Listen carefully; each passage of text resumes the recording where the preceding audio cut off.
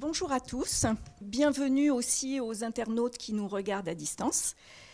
Nous accueillons aujourd'hui Claude Fischler, anthropologue et sociologue, qu'il n'est plus besoin de présenter, et Emmanuel Lefranc, sociologue et nutritionniste, qui effectue actuellement une thèse sur la question de la défiance dans le domaine de l'alimentation. Le FFAS agit toujours selon deux principes. D'une part, en cherchant à se rendre utile, et d'autre part, en se basant sur les faits scientifiques. Alors, se rendre utile, nous pensons que c'est le cas en traitant de ce sujet de la défiance, sur lequel nous pensons pouvoir apporter une contribution grâce à nos deux intervenants et grâce à la discussion qui suivra, compte tenu de la diversité des personnes qui sont dans la salle et qui sont aussi en ligne avec nous. Et se baser sur la science, c'est ce que feront nos deux intervenants qui nous apporteront leur éclairage et leur savoir académique. La question de la défiance est liée à d'autres questions comme la transparence, les fake news, la traçabilité, etc.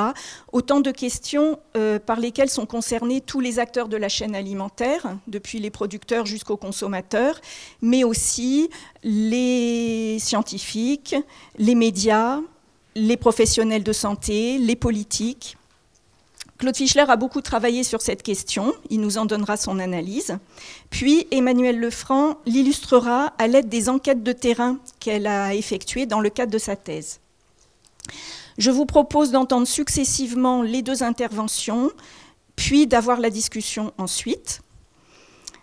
Quelques informations pratiques. N'hésitez pas à réagir sur Twitter avec le hashtag qui s'affiche à l'écran. La conférence est filmée et vous pourrez la retrouver d'ici une quinzaine de jours sur notre site internet. Et dernière chose, merci si vous ne l'avez pas encore fait de mettre vos téléphones en mode silencieux. Claude, à toi. Bonjour.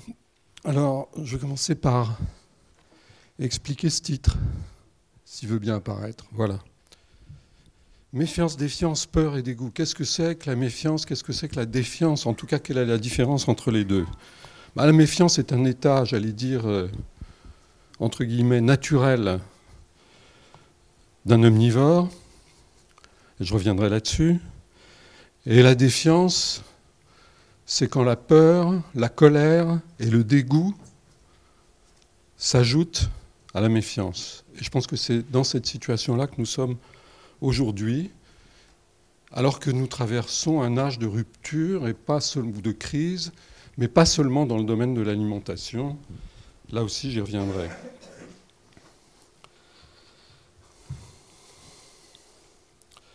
Alors, je vais commencer par une histoire. Il se trouve qu'il y a une sorte de point, un dernier point sur cette histoire récent, puisqu'il date du 11 février. C'est cette histoire que les plus anciens d'entre vous connaissent sans doute. C'est l'affaire du tract de Villejuif. Alors sur cette slide, je dis qu'il apparaît en 71. Ailleurs, on dit qu'il apparaît en 76. C'est le début des années 70 ou la moitié des années 70. Et qu'est-ce que c'est que ce tract? Alors il y a de multiples variantes, mais celle-ci c'est la plus fréquente. Sous l'entête de l'hôpital de Villejuif, enfin communiqué par l'hôpital de Villejuif, on donne une liste d'additifs alimentaires, quelque chose, que nous connaissons tous. Et dans ces additifs, il est dit que certains sont autorisés, mais toxiques, cancérigènes, etc. Et ce tract est démenti par tout le monde, par Villejuif, etc. Peut-être pas, rien à voir avec Villejuif. Ou avec une autre autorité quelconque, mais en dépit de ces démentis, il continue à circuler. Et 3 ans après, une enquête Gallup montre que 43% d'un échantillon de mères de famille ont lu le tract. Et Jean-Noël Capferrer, qui est professeur à HEC, fait une enquête avec ses étudiants, et il voit que le tract a été affiché dans des salles d'attente de cabinets médicaux, chez des professionnels de santé, qu'il a été reproduit dans des journaux d'annonces, dans des livres, et même dans un manuel de sciences naturelles du primaire qui a été rédigé par un médecin homéopathe. même, pardon, le médecin homéopathe, c'est l'ouvrage de vulgarisation sur le cancer. Il y a une chose qui ne figure pas sur la diapo, et qui est pourtant la plus importante, c'est que Cap Ferrer s'aperçoit que ceux qui portent la croyance ne sont pas, comme on pourrait le croire, a priori, les moins instruits, les moins informés, mais c'est le contraire. C'est absolument le contraire.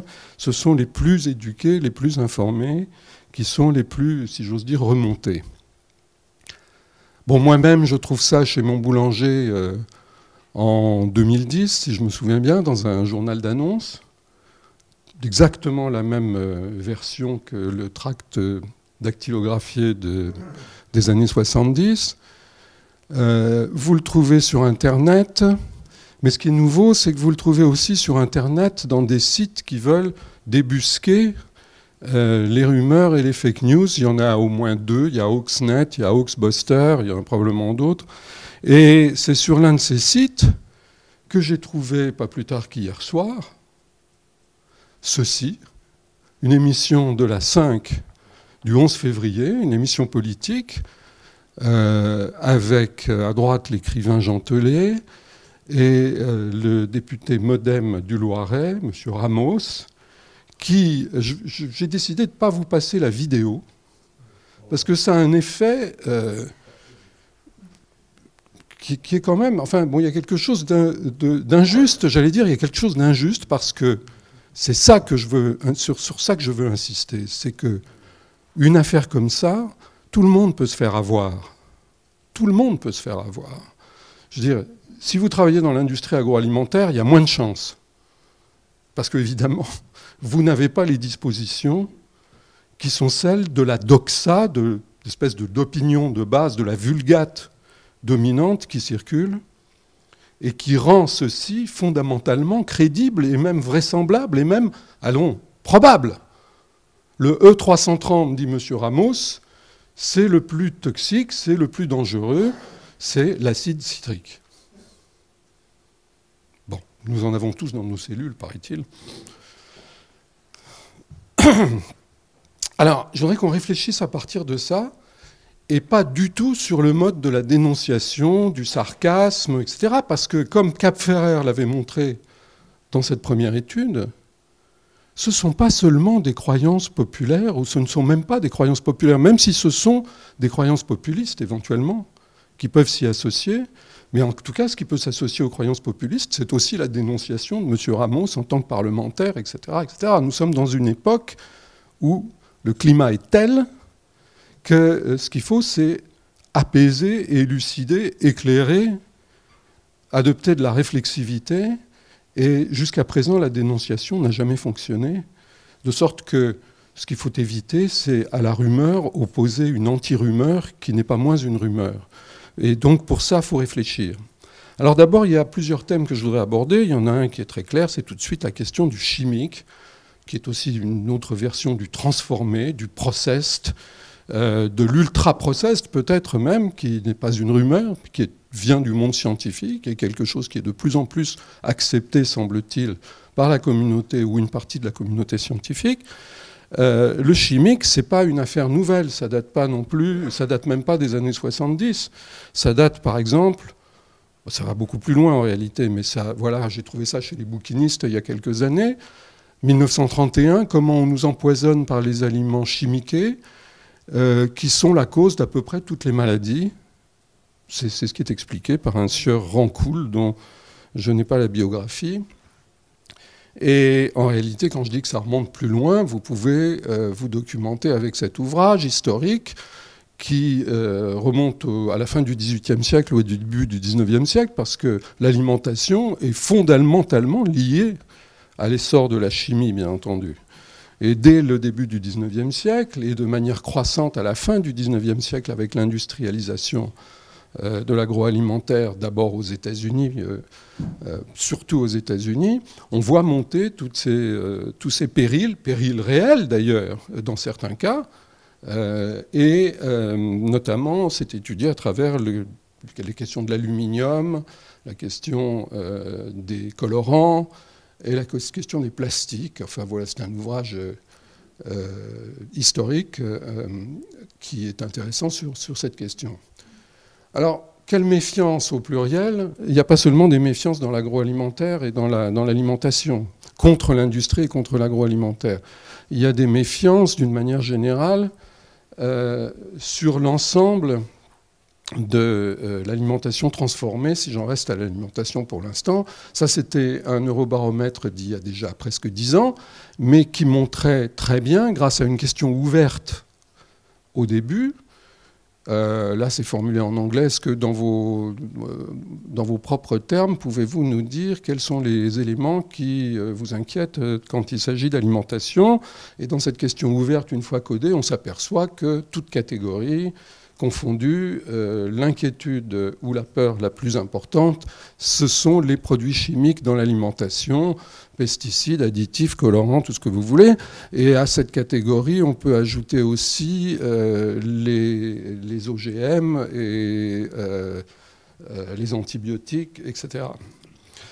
Bon, si on sort du domaine strictement alimentaire, on s'aperçoit qu'il y a toute une série de méfiances ou d'inquiétudes qui naissent, qui se manifestent et qui fleurissent. Serge Michel, il y a quelques années, avait présenté cette étude dans laquelle on demandait aux gens quels sont les acteurs suivants qui ne disent jamais, qui disent la vérité. Non. Les acteurs suivants disent-ils la vérité sur les contenus, ce que contient notre alimentation? Toujours, quelquefois, jamais. Voilà juste la réponse jamais. Vous voyez qu'il y en a pour tout le monde, quoi, si j'ose dire. C'est-à-dire qu'en premier lieu, les grandes marques alimentaires, mais la Commission européenne, les ministères, les forums sur Internet, le journal de 20 heures, etc. Il y a quand même des réponses significatives sur toutes ces catégories, indistinctement, ou presque indistinctement. La science est mise en cause de tous les côtés. Par exemple, une enquête, là encore, c'est les 10 dernières années, il y a une accélération.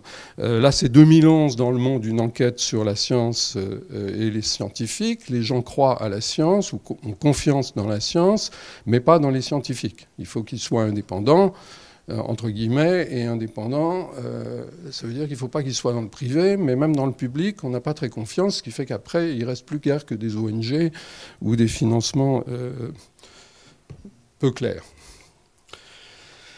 La confiance dans l'État, dans le government en anglais, hein, dans le politique, il y a quand même un phénomène au niveau OCDE, au niveau général, de déclin de la confiance dans la gouvernementalité.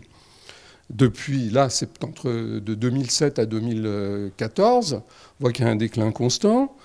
On voit bien que si on prend des données de cette année de Edelman International, on voit que la méfiance continue, que la différence semble s'accentuer entre deux catégories qu'ils appellent les plus informés, le public informé, et le public moins informé. La différence s'accentue. Bon, il faudrait réfléchir un peu sur les dessous. Je vais un peu vite parce que il y a quelqu'un derrière moi qui a beaucoup de choses intéressantes à vous dire, qui est Emmanuel Lefranc. Alors, je bouscule un peu, on en gardera pour la discussion. Les dessous de la méfiance. Alors évidemment, quand on parle de ça, ou de l'inquiétude, ou de la méfiance en matière alimentaire, on fait la liste des crises alimentaires. Il y a eu une série de crises qui ont un petit peu ébranlé la confiance. Mais il faut voir ces crises comme des séismes, et les séismes sont liés à des failles souterraines, à la tectonique des plaques.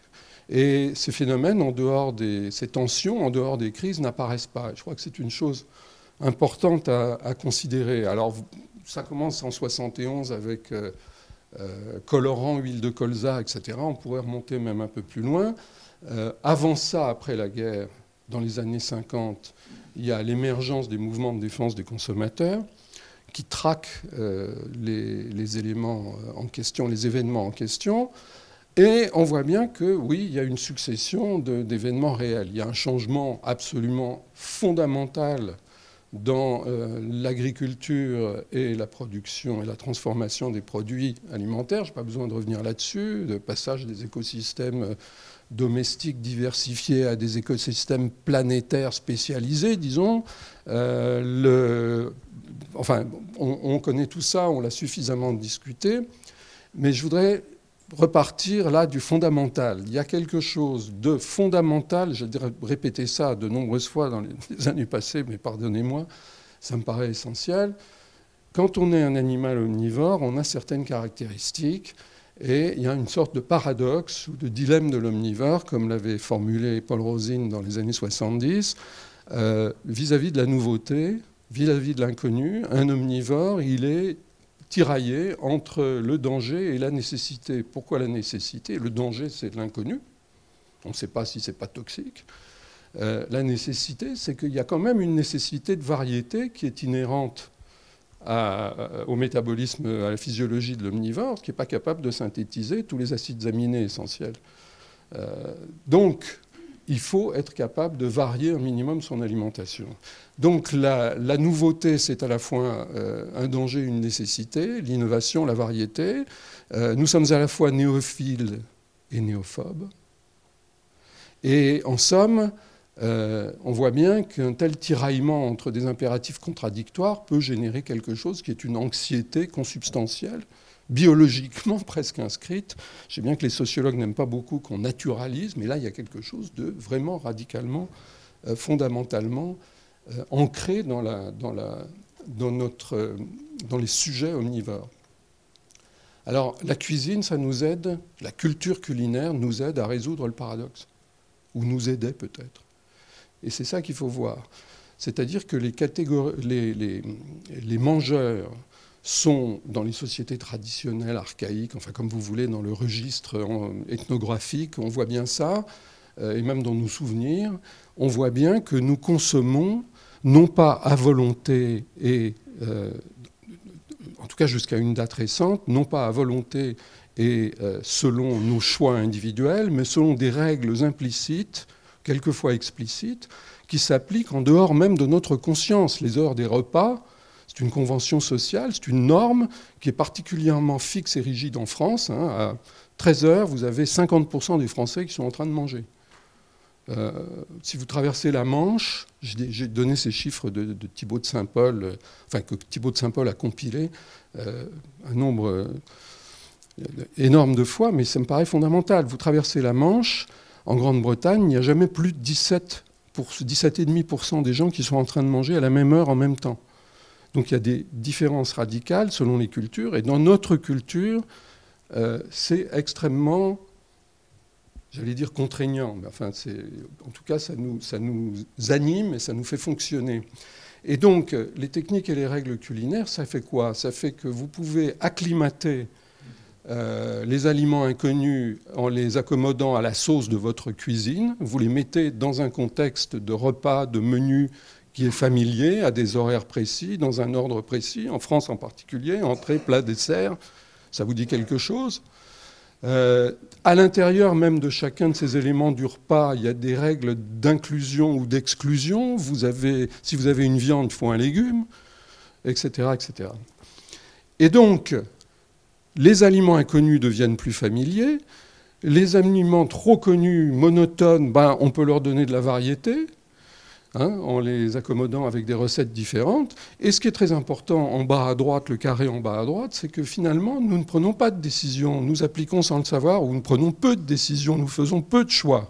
Et quand nous passons à la société et à la culture qui sont la nôtre de plus en plus aujourd'hui, pas complètement, tout ça c'est encore extrêmement mouvant, on est dans un cadre dynamique où ça c'est l'état premier des choses, mais nous entrons dans une situation où ces règles ont tendance, pour une partie de la population, en partie urbaine, en partie jeune, regardez les publicités pour, je ne sais plus quel livreur à domicile de plats qui dit « manger à l'arrache » et où on valorise, où on autorise le fait de s'écarter de ces règles. Mais s'écarter de ces règles, ça veut dire quoi?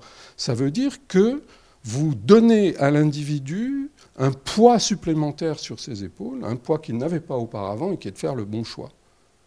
Nous entrons dans l'univers des choix, dans le temps des choix, faire les choix, et nous sommes responsables de chaque molécule, nous devenons responsables de chaque molécule que nous allons faire pénétrer dans notre corps ou dans le corps de nos proches si nous en sommes responsables. C'est un âge nouveau, un âge où il faut prendre des décisions, et des décisions soi-disant informées. Mais informées par quoi? C'est une liberté qui pèse.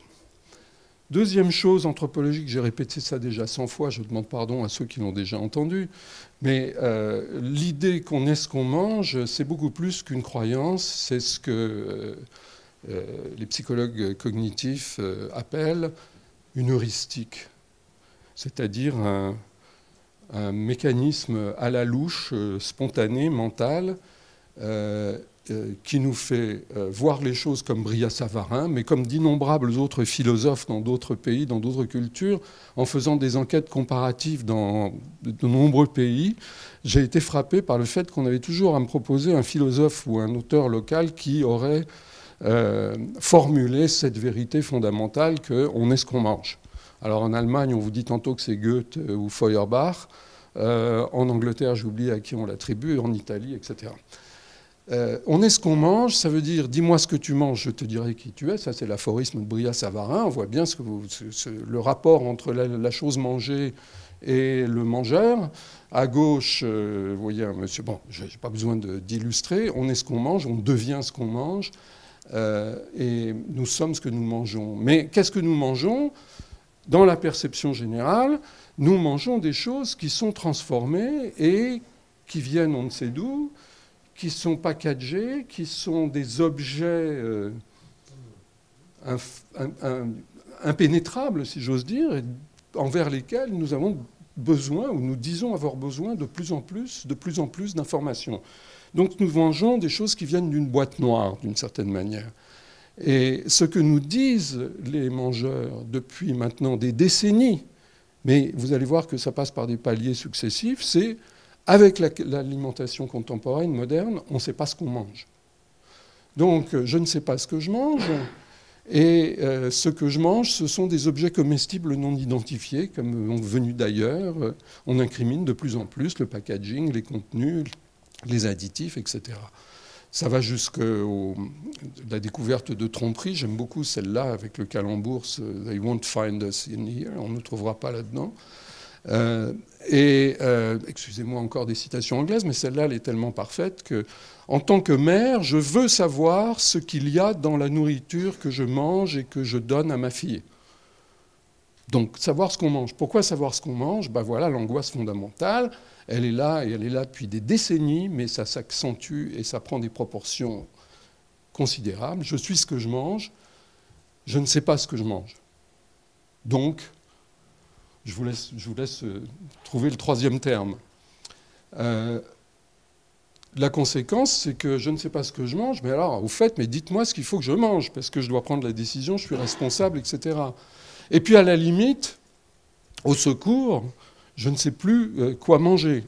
Et vous verrez qu'il y a un stade supérieur ou suprême de cette interrogation, et c'est la manifestation même de la liberté de choix, de la responsabilité du choix dans une situation de prolifération des discours, de l'information, des prescriptions, des proscriptions, des conseils, des directives, enfin tout ce que vous voulez, qu'elles soient officielles ou qu'elles soient commerciales. Ça peut être celles que l'industrie, les claims, les allégations nutritionnelles qui ont été réglementées par l'Europe, mais qui ont été un enjeu important, qui sont remplacés par d'autres. Par exemple, quand il n'y a plus d'allégations de santé qui sont trop difficiles et trop chères à pouvoir faire passer dans les arcanes de l'EFSA, on passe peut-être au gluten ou au sans ceci ou au sans cela, parce que ça revient, c'est pas très compliqué. Et bon, voilà. Alors, la cacophonie nutritionnelle, ben voilà une illustration, encore une fois anglophone, pardonnez-moi, mais j'ai aussi une série de dessins humoristiques que je vous épargne aujourd'hui parce que je les ai déjà montrés. Mais voyons cette cacophonie nutritionnelle, elle n'est pas seulement le fait des médias qui sont constamment incriminés, elle tient aussi à cette caractéristique essentielle du discours scientifique sur l'alimentation, qui est que les théories, avant même d'être solidifiées, de devenir des théories scientifiques consensuelles, je tiens toujours compte du fait qu'une théorie scientifique, pour être scientifique, doit toujours être, Karl Popper, réfutable à chaque instant. Donc, il n'y a rien d'anormal dans le fait qu'il y ait des désaccords, des controverses dans le domaine scientifique. C'est la nature même de la pensée et du fonctionnement de la communauté scientifique. Mais ce qu'il y a de caractéristique en matière d'alimentation, et ce n'est pas la même chose que la physique ou autre chose, c'est que ça se traduit immédiatement dans les médias, dans les positions, dans les recommandations des agences et des organismes de santé publique et des politiques de santé publique. Et que j'ai toujours dit que c'était très difficile de donner des directives de santé publique sur des connaissances, des savoirs ou des théories qui sont, par définition, réfutables à chaque instant. Illustration parfaite, Hans Selkis, 1962, fait la couverture de Time, l'inventeur du régime méditerranéen, j'allais dire l'inventeur du cholestérol presque, n'est-ce pas, de la théorie lipidique. Et voici que 2014, Eat Butter. On s'était trompé, voilà pourquoi on s'était trompé. Et entre les deux, il y a eu 1984, la couverture sur le cholestérol, où le beurre passait un mauvais quart d'heure. Et était entré, la lipophobie était entrée dans les mœurs. Donc, vous ne pouvez pas incriminer ni les scientifiques, ni le public. Ce n'est pas une question de chercher des coupables, c'est de comprendre un fonctionnement qui est problématique. Je vais aller peut-être un peu plus loin que d'habitude, parce qu'il y a de la littérature intéressante et des événements importants de ce côté-là. On est dans un âge de rupture, et j'annonçais au début, quelle rupture ? Il y a ce phénomène d'individualisation générale de plus en plus accentué. Je vous renvoie pour des illustrations dans des domaines tout à fait différents. Par exemple, non, je ne donne pas d'exemple, on n'a pas le temps, peut-être dans la discussion, mais je vous envoie à l'ouvrage de Jérôme Fourquet, l'archipel français, où il utilise toutes les données, beaucoup de données disponibles, pour montrer les manifestations multiples de cet éclatement, si vous voulez, ou cette désagrégation, ou cet affaiblissement, disons, des cadres sociaux, culturels, qui faisaient en somme le squelette ou la colonne vertébrale d'un pays depuis des siècles, qu'il s'agisse de la religion, qu'il s'agisse de la notion d'identité, de l'appartenance, etc. Et en particulier ce processus d'individualisation. J'ai déjà parlé du fait que nous sommes en présence de choix constants à opérer dans tous les domaines, y compris dans le domaine politique, électoral, etc. On voit en sciences politiques ce que les politologues appellent le consumérisme électoral, où l'aspect citoyen apparaît un peu moins. Enfin, tout ça nécessiterait des développements importants. Mais dans les remises en cause radicales, on s'aperçoit que le rapport à l'animal est complètement remis en cause. Passer là-dessus, ça pourrait être le sujet d'une réunion et de réflexion à soi seul. La révolution numérique, on l'a suffisamment dit, la révolution des médias numériques, on s'aperçoit que l'élevage est remis en cause et finalement l'agriculture elle-même est remise en cause parce qu'il y a des gens, il y a des organisations, probablement des multinationales aussi, qui sont déjà passés à un autre stade de la production d'aliments. Et par exemple, on parle de farming au lieu de farming, fermentation au lieu de ferme. Les questions de la ville et du territoire, qui sont là encore illustrées de façon très claire par les travaux de Fourquet et d'autres, il y a beaucoup d'ouvrages dans ce sens, et qui ont été soulevés avec évidemment les gilets jaunes depuis 1 an et demi. je trouvais un site québécois qui parle de la perte de confiance dans la science d'une façon que j'ai trouvée assez judicieuse. C'est que la méfiance face aux élites, c'est-à-dire les gaps entre les élites éduquées de plus en plus nombreuses et de plus en plus concentrées dans les métropoles, et d'autres îlots de la population française, pour prendre la métaphore de Fourquet, le gap s'exprime aussi dans le domaine de la science. Par exemple, des sondages au Québec montrent que pour un fort pourcentage de Québécois, les scientifiques sont élitistes. Je ne sais pas ce que ça veut dire exactement, mais l'idée qu'il y a une sorte de supériorité perçue comme une arrogance de la part de toutes ces élus. La dominance de l'opinion, ça, un Canadien sur 3, 30%, a indiqué qu'il ne croyait qu'aux sciences qui cadrent avec ses convictions personnelles. C'est-à-dire, sur les médias sociaux, l'une des choses les plus frappantes, c'est que, comme me l'a dit Daniel Kahneman une fois, une opinion divergente apparaît comme une controverse scientifique. C'est-à-dire qu'il n'y a pas de distinction entre le discours scientifique et l'opinion. C'est une opinion comme une autre. Une sorte de dissolution comme ça de la connaissance. Je crois que c'est quelque chose qui est bien développé dans cet ouvrage et qui appelle à la réflexion.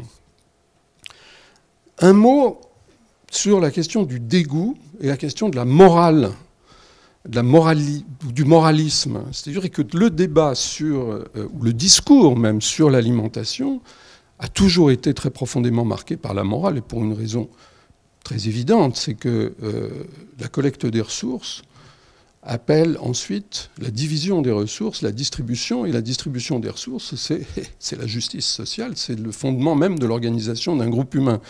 Donc, il y a une dimension morale, mais il y a une dimension de jugement moral à chaque fois que le sens du goût est utilisé, parce que le sens du goût est un sens de jugement. Il faut voir que c'est la modalité sensorielle goût qui est utilisée pour décrire métaphoriquement les jugements de tous ordres. Le jugement de goût, comme dit Bourdieu, le jugement de goût, c'est le bon goût, le mauvais goût, le goût en décoration, le goût en art, le goût, cette personne n'est pas à mon goût, etc. etc.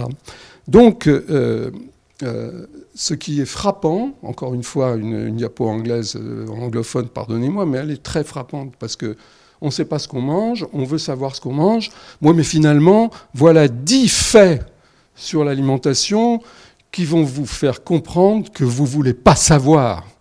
Il vaut mieux pas savoir ce qu'on mange. Et voilà l'expression, littéralement, on vomit l'alimentation contemporaine ou une partie de l'alimentation contemporaine. Et ce jugement de goût,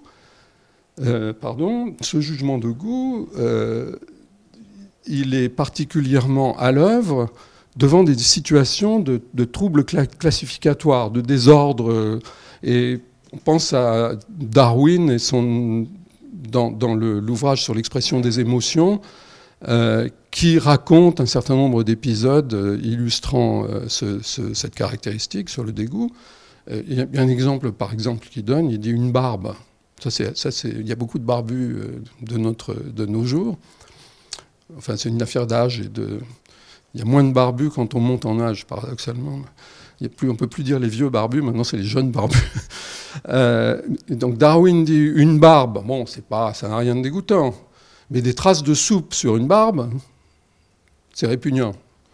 Donc c'est le rapprochement, l'incompatibilité, comme une espèce de problème grammatical, qui est source de dégoût. Or, des éléments comme ça, on en a beaucoup, et on s'aperçoit que le jugement moral, c'est une dimension extrêmement forte, et ça a été étudié par des psychologues américains. Une fois de plus, Paul Rosine est dans le coup.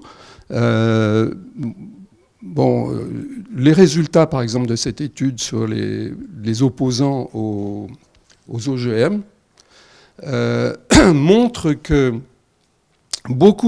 c'est en rouge en bas, beaucoup des opposants sont insensibles à la preuve. Ça ne les intéresse pas.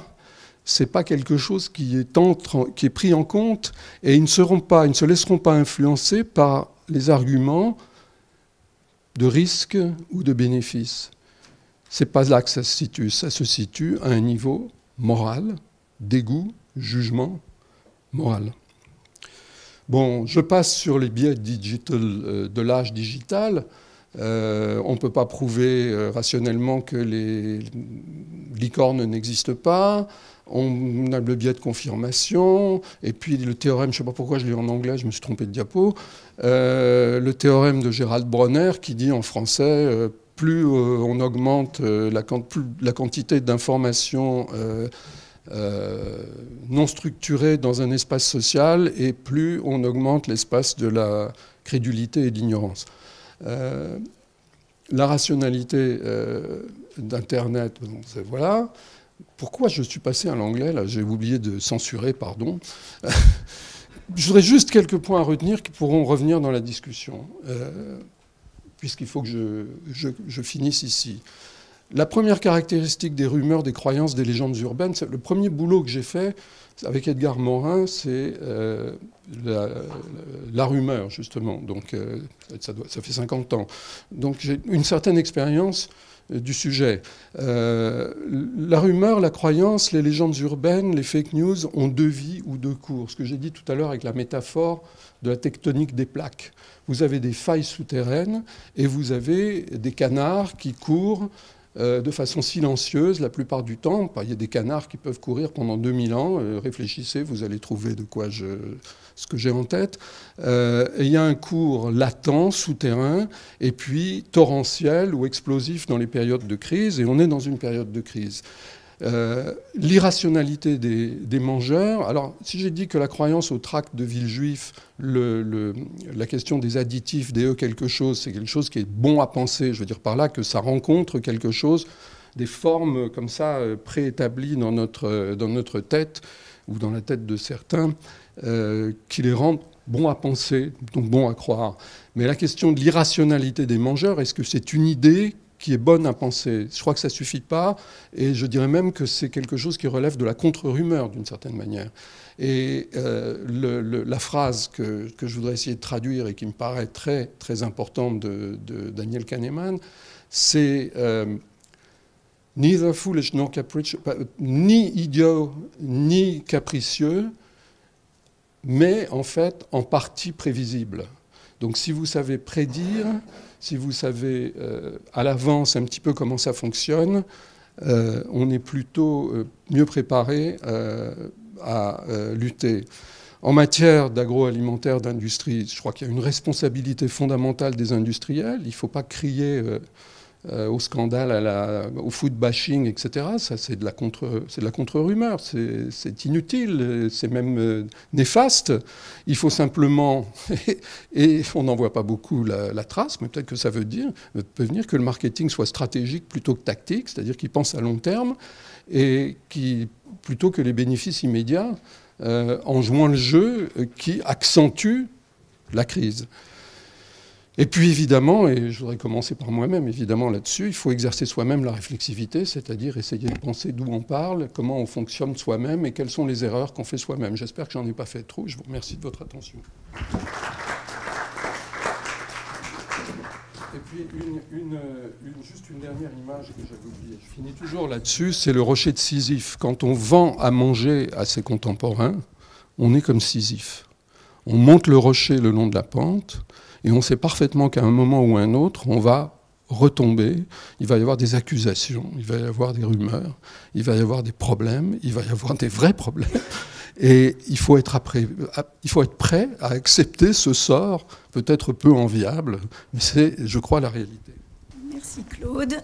Et je donne tout de suite la parole à Emmanuel. Bonjour à tous et à toutes, et bonjour aussi à ceux qui nous suivent en direct sur Internet. Je crois qu'ils sont assez nombreux, j'espère en tout cas. Donc, Donc on m'a présenté rapidement, je peux me représenter à nouveau. Je suis un petit peu moins connue que Claude Fischler, donc je peux y aller. Donc Emmanuelle Lefranc, je suis doctorante en sociologie sous la direction de Jocelyn Rode. Et donc aujourd'hui, je vais revenir sur cette notion de défiance en essayant de l'incarner un peu plus, alors pas l'incarner moi, mais en vous donnant des éléments qui vont vous permettre de peut-être comprendre aussi plus concrètement l'action de cette défiance au niveau individuel. Donc cette défiance telle que Claude Fischler vient de la définir, on va se demander maintenant si elle agit sur certains individus et leur rapport à leur alimentation, et si oui, comment. Donc cette présentation se base sur mon travail de recherche actuel sur les pratiques d'éviction alimentaire, donc les régimes sans lait principalement, mais ça peut comprendre, et c'est souvent associé au sans gluten, sans produits carnés, etc. Donc ça comprend bien sûr un travail d'enquête ethnographique avec d'une part des observations participantes et des entretiens menés entre 2016 et 2018 en France. Donc je vais revenir là-dessus un peu plus précisément par la suite, et ainsi que donc sur une enquête quantitative. Voilà, donc on a bien vu ça tout de suite avec Claude, la montée de la défiance à l'égard des institutions politiques, financières, industrielles. Les institutions relatives à la santé sont attestées donc en population générale par de nombreuses enquêtes quantitatives, et a également été constaté un lien entre cette défiance et la mise en place de pratiques alimentaires dites d'éviction. Donc une récente enquête quantitative menée par le CREDOC et le CNIEL, à laquelle j'ai pu participer dans le cadre de cette recherche, a montré en effet que les personnes qui pratiquaient des évictions alimentaires, et notamment celles concernant le lait de vache et les produits laitiers, déclaraient plus que la population générale ne pas avoir confiance dans les pouvoirs publics concernant les décisions prises relatives à la santé, également avoir moins confiance dans l'industrie et les professionnels de santé. Donc si ces données cadrent notre propos, l'enquête qualitative permet, quant à elle, de mieux comprendre et de qualifier éventuellement ce lien entre la défiance et les pratiques alimentaires. Donc ce questionnement, ce lien, nous ne sommes pas allés le regarder par hasard dans ces enquêtes, puisqu'il s'agissait finalement, en fait, initialement justement, d'une hypothèse de travail établie à partir d'observations de terrain. Donc, je vais aborder maintenant justement cette observation que je suis un peu contrainte d'évoquer systématiquement à chaque présentation, mais c'est parce qu'elle est cette observation, cette scène et les protagonistes qu'elle met en jeu, les rapports de force qu'elle contient et même son contexte d'émergence en fait, en font un cas qui nous permet de problématiser et ensuite peut-être de comprendre ce qui nous intéresse ici, donc la défiance et ses liens avec les choix alimentaires. Le point de départ de mon étude, c'est ce cas, qui ne sera pas le seul cas que j'évoquerai aujourd'hui, mais ici, on part de cette observation avec cette mère, Annabelle, qui est qu'on appelle ici Annabelle. C'est une femme de 38 ans. Elle est mariée, elle exerce comme paramédicale conventionnée dans le secteur libéral, au cœur d'une grande ville française. La scène initiale, donc, se passe à l'hôpital. Et c'est une scène de conflit entre Annabelle et les médecins qui sont en charge de son enfant. L'enfant est hospitalisé pour un mal convulsif, pour le moment au départ non étiqueté, donc on est dans le cadre d'une recherche de diagnostic, et les médecins suspectent une malnutrition par carence d'apport, qui serait à l'origine de ce mal convulsif. Et Annabelle, en fait, les médecins lui font part de leur constat, et Annabelle doit, à ce moment-là, rendre des comptes sur son alimentation. Et ce qui est intéressant ici, c'est que la plupart des parents, dans ce contexte, vont a décidé d'écouter les médecins, bien sûr, puisqu'ils sont en face, leur enfant est a priori en danger. Mais Annabelle, elle, ne veut pas comprendre ce qui se passe et argumente, et elle est amenée à devoir rendre des comptes sur sa démarche au médecin qui commence à se demander pourquoi elle réagit ainsi. Et là, il y a un conflit qui apparaît à ce moment-là. Donc elle explique, elle défend son point de vue. Voici, là je vous ai fait un petit tableau récapitulatif, donc, parce que c'est intéressant de se placer des deux côtés. Donc du point de vue des parents, en l'occurrence plutôt de la mère qui est porteuse de la mise en place du régime dans ce cadre-là, pour elle les évictions sont jugées saines. Donc la mise en place des évictions chez elle, c'était sans produits laitiers, pas de viande, pas de poisson, et éviter également les aliments à base de gluten. Et donc le but de cette alimentation était la préservation de la santé de son enfant. Effectivement, une recherche également de personnalisation de l'alimentation. Les parents étaient à l'écoute, à la recherche de ce qui correspondrait le mieux à l'enfant. Et elle développe à ce moment-là tout un discours sur les médecins, sur les gens qui sont là pour soigner son enfant, en les qualifiant d'obtus et en mettant en avant le fait qu'il y ait un pouvoir médical qu'elle ressent trop fort à ce moment-là pour elle, et également leur manque d'ouverture sur ces raisons, les raisons qu'elle met en avant et qu'elle veut défendre et qu'elle souhaiterait qu'on écoute à ce moment-là. En face, les médecins, eux aussi, à un moment donné, ont des réactions qui ne sont pas, qui sont un peu hors protocole. Ils sont désarçonnés par rapport à la réaction de cette femme, et ils jugent les évictions bien sûr délétères, les carences, entraînant des carences sévères. Ils parlent de maltraitance nutritionnelle. C'est un terme qui est évoqué notamment à ce sujet par le professeur Tougnan, qui a beaucoup travaillé étudié ces évictions alimentaires chez les enfants. Et puis, on considère finalement que cette maman, elle est irrationnelle, elle doit avoir peut-être un souci d'ordre psychologique, voire psychiatrique. On lui suggère d'ailleurs une prise en charge. Voilà. Finalement, ce cas, elle le défend, je vais rester là-dessus pour l'instant. Finalement, ce cas, elle le défend tellement, Annabelle, qu'Annabelle apparaît au médecin comme dangereuse pour son enfant et qu'un signalement est fait à son sujet. Elle s'obstine donc ici au risque de perdre son autorité parentale. Il nous fallait alors comprendre, il m'a fallu en tout cas comprendre ce qui ici anime Annabelle. Non pas pour juger de son comportement, mais bien pour comprendre comment, dans notre société, on arrive aujourd'hui à ce genre de comportement. En somme, c'était à initier une démarche sociologique. Et nous allons voir que c'est là qu'il nous semble aujourd'hui que ce soit la défiance qui soit le moteur. Dans cette force de conviction, dans cette intransigeance, dans cette impossibilité de s'en remettre à l'autorité et de faire confiance. C'est donc au moment où ces choix alimentaires génèrent des conflits avec les professionnels de santé que non seulement apparaît la force de l'engagement d'Annabelle dans ses choix, et c'est surtout à ce moment que cette question, mais surtout ce qui anime son choix, devient public. Elle a à en rendre des comptes à ce moment-là, mais a priori, sinon, on n'en aurait jamais entendu parler. Mais comment trouver, moi, après, en tant que chercheur, comment réussir à trouver d'autres cas comme Annabelle, des personnes qui soient confrontées à un conflit dans lequel ils sont amenés à défendre ce qui leur semblait aller de soi, si je voulais étudier justement les raisons de cet engagement.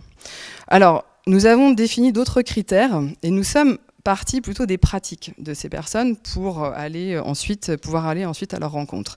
Et l'éviction du lait et des produits laitiers semblait être la pratique qui était l'éviction la plus répandue en population générale et également le point commun dans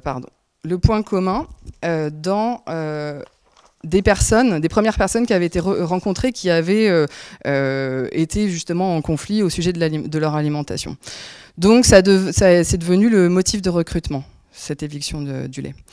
Nous avons donc rencontré des personnes dont le point commun était d'éviter de consommer du lait de vache et des produits laitiers, et des produits laitiers, l'association des deux, avec l'hypothèse que nous retrouverions chez eux, en plus forte proportion, comme chez Annabelle, une attitude défiante à l'égard des institutions gouvernementales, des hommes politiques et des médecins, des industries. Voilà, je mets un peu tout ça dans le même sac, mais c'est souvent cette dynamique qui amène à résumer très brièvement avec ces 4 grosses institutions citées ici.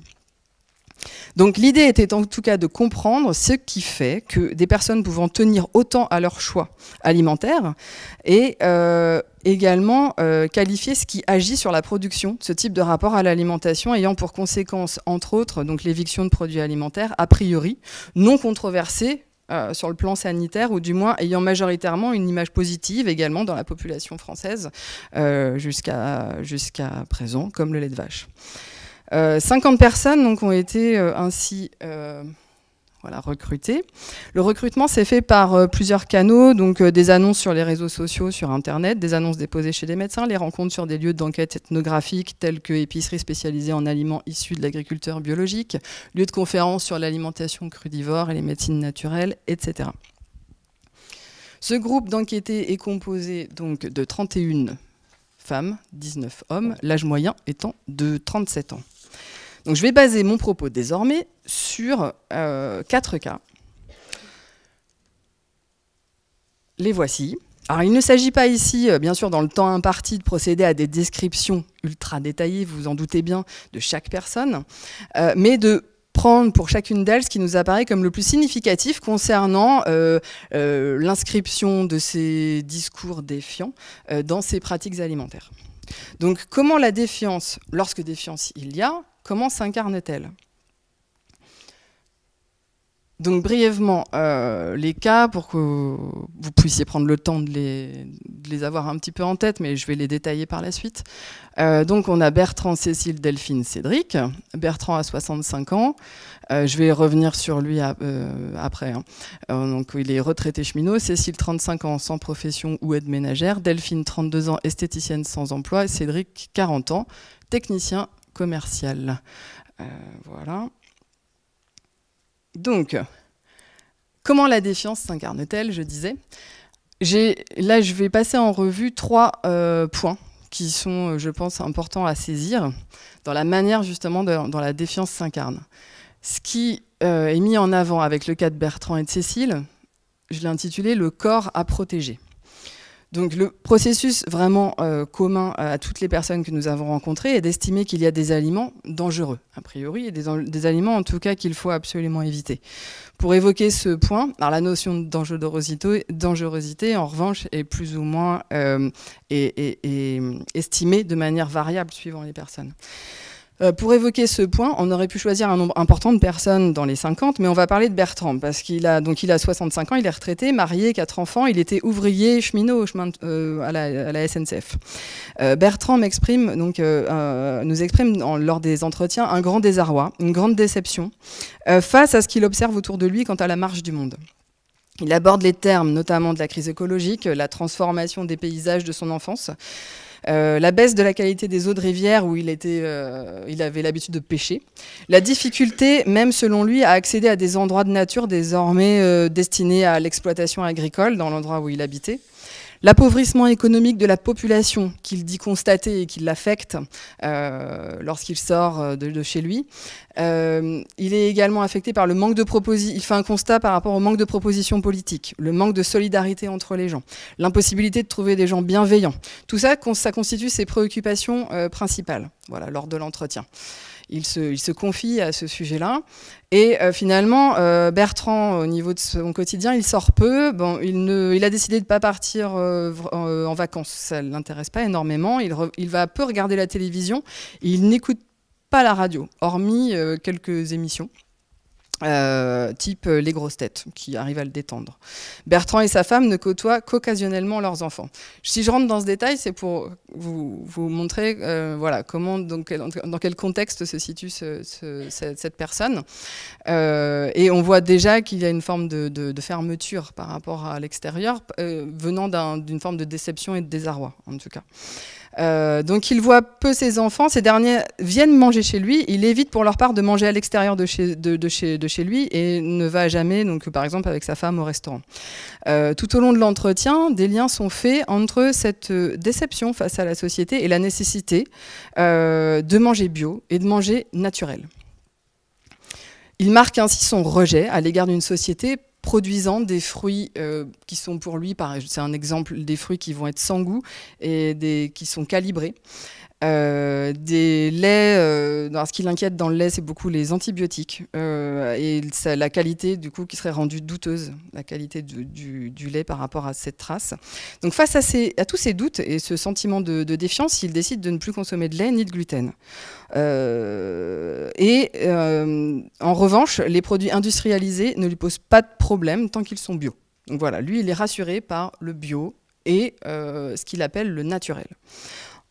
Donc le marché, on voit bien que le marché, ce qui est à disposition de Bertrand quand il va notamment à l'épicerie biologique, le marché fournit ici le moyen à Bertrand de se rassurer par rapport à la défiance qu'il exprime par l'alimentation. La volonté de se protéger et de s'extirper de la société, en fait, d'une certaine manière, se formalise avant tout par les choix alimentaires en refusant certaines incorporations, autant que certains contacts physiques avec l'extérieur.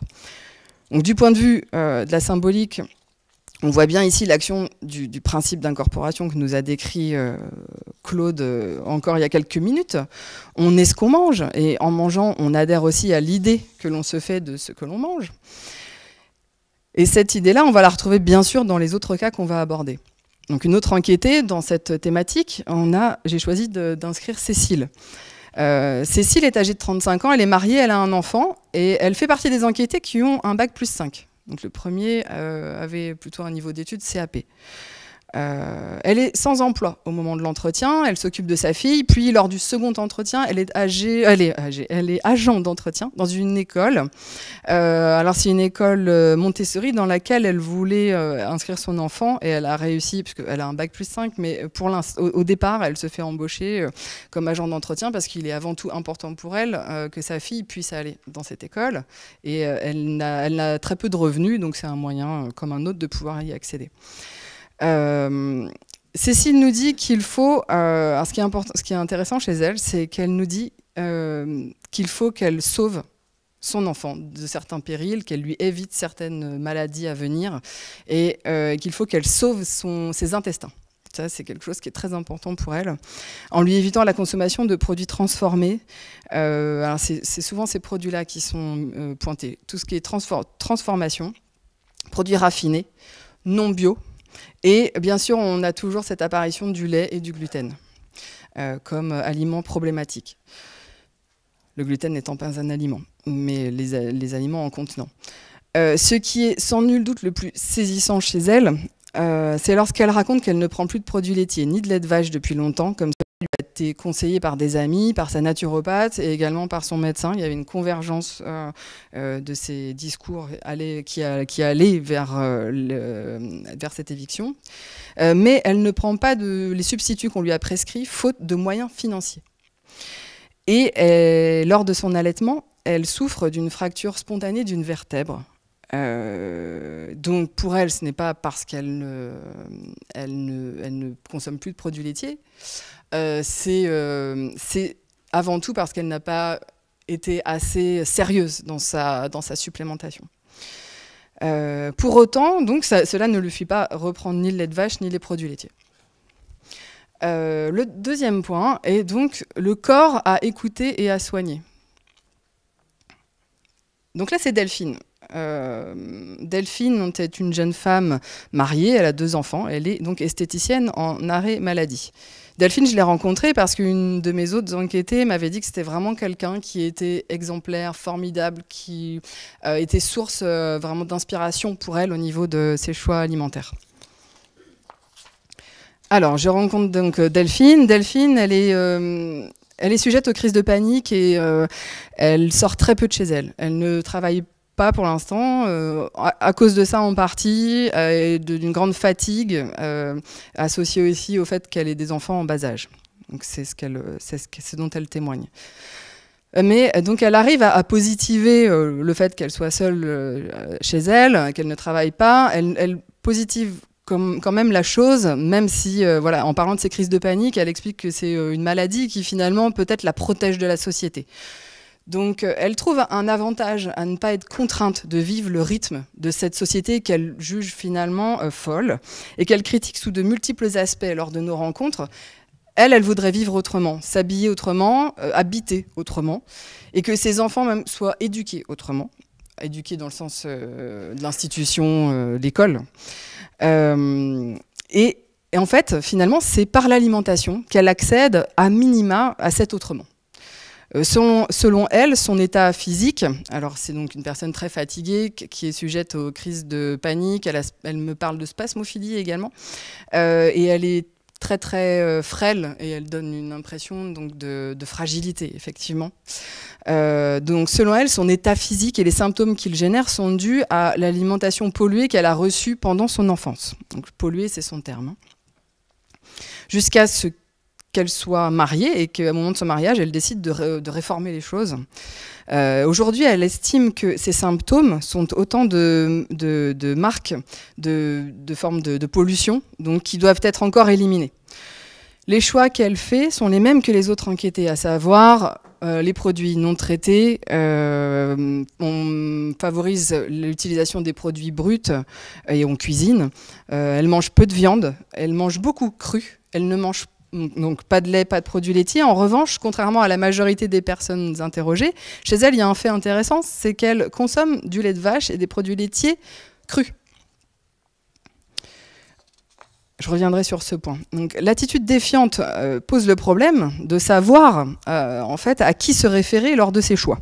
Si la défiance donc, influence effectivement la prise de décision, en édictant ce qu'il ne faut pas manger, reste à savoir sur quels critères établir le choix de ce qu'il faudrait manger.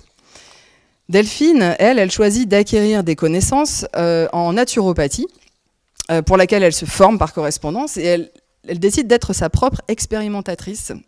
Et également, donc il y a la formation par l'extérieur, par cette formation de naturopathie, mais elle décide également d'être à l'écoute de son corps. C'est ainsi qu'elle revient sur sa décision initiale de ne plus consommer de lait de vache, notamment, comprenant que c'est le fait qu'il subisse des transformations après la traite qui fait de lui un aliment non supporté par son corps. Au départ, le lait de vache la dégoûte. Donc il y a vraiment cette thématique du dégoût qu'évoquait Claude tout à l'heure. Son dégoût pour le lait lui indiquait selon elle que l'aliment n'était pas bon pour son corps. Le lait cru, en revanche, est finalement classé par elle parmi les aliments comestibles. Delphine considère en fait que la stérilisation du lait de vache fait disparaître des microbes, entité à laquelle le monde moderne fait la guerre, selon elle, et ces aliments, et donc ces microbes interviennent, selon elle, dans son processus de soins. Et donc le lait cru et les produits laitiers crus vont rentrer dans ce processus de soins. Ils deviennent ses alliés et tous ces aliments vivants et riches venant l'aider à renforcer son organisme, Delphine leur porte une attention toute particulière et veille à ce que leur présence soit importante dans son alimentation.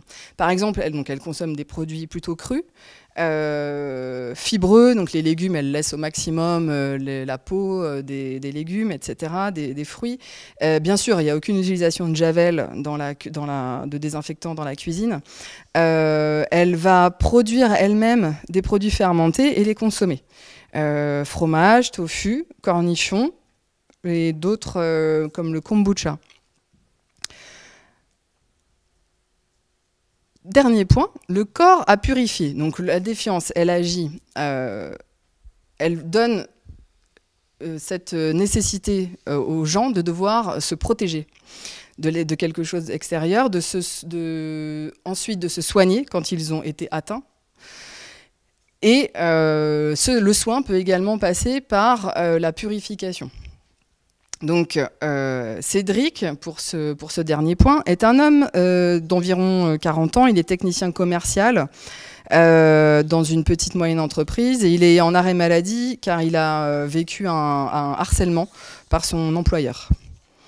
Il est passionné de médecine naturelle et depuis qu'il ne travaille plus, il passe la majeure partie de son temps à lire sur la nutrition, à cuisiner. Il passe énormément de temps à s'approvisionner en denrées locales qu'il choisit. Il va directement à la ferme. Il va beaucoup glaner aussi, où également il troque ses aliments.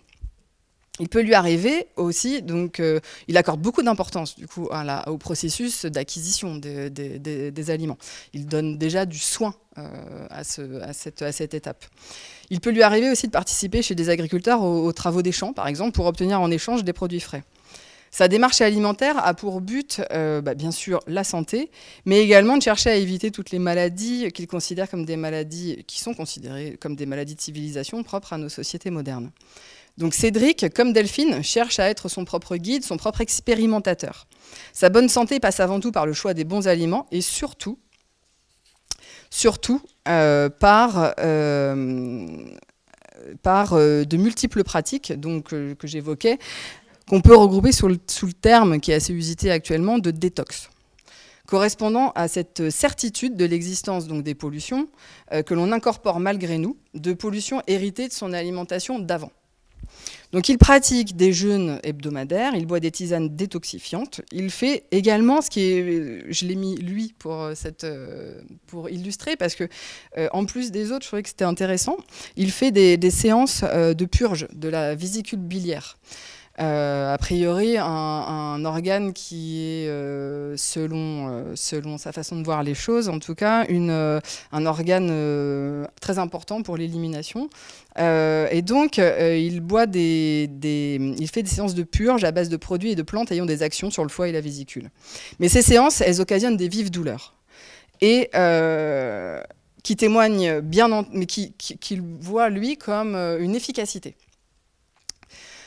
Sur le travail d'expulsion des toxiques qui se fait bien.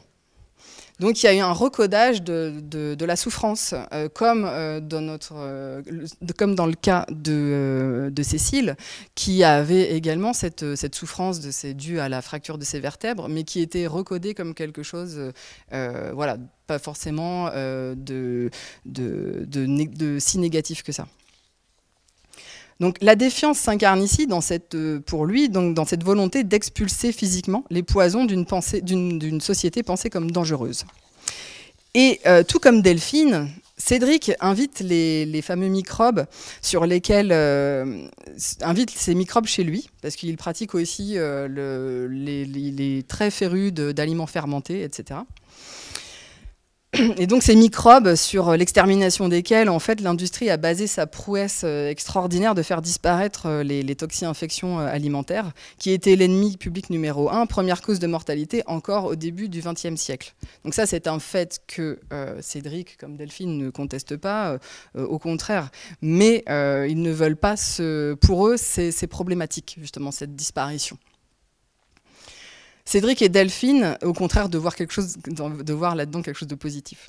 Cédric et Delphine s'inscrivent dans un mouvement de pensée critique à l'égard de l'industrie, du scientisme et du pouvoir médical, comme il le cite, critique que l'on retrouve dans l'univers des médecines parallèles naturelles et aussi bien que dans certains courants intellectuels.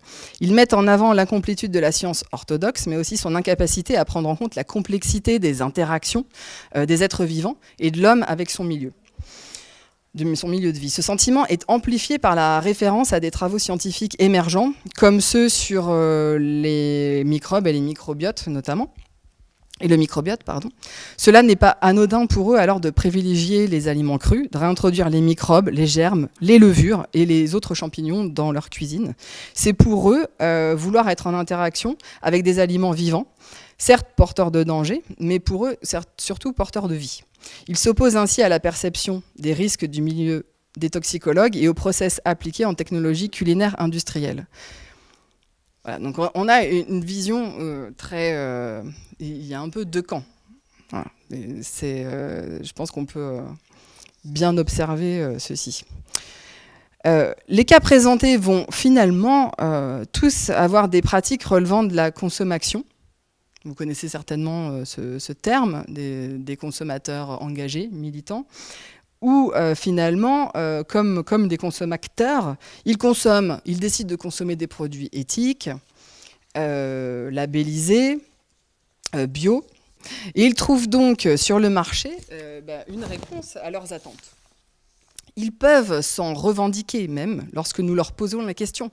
C'est quelque chose qui est tout à fait explicite et facile à expliquer.